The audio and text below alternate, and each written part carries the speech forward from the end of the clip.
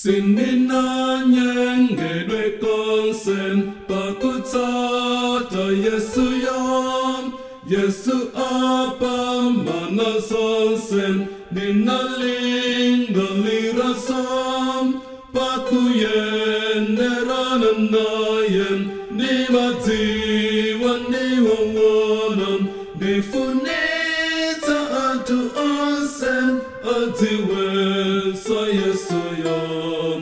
nifunita atu onsen atiwe sa Yesu yam sinina nyenge konsen Yesu wacho terapen zakuchima zanga sonsen zakupin jantinawum Yesu pasakanananem wanita zaninteneren kundisonga kundikonam sataleka konsen kundisonga kundikonam sataleka konsen sinina nyenge konsen Yesu azameradim dimawanga undiwuzam akayan dikiradim omesangan zidikirem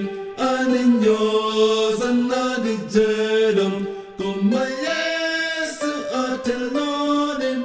inandizaberadim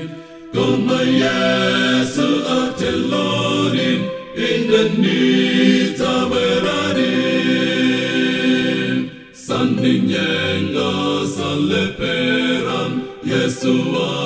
adalitsanem bulumutin nimyaletin nimchiriti yamwayom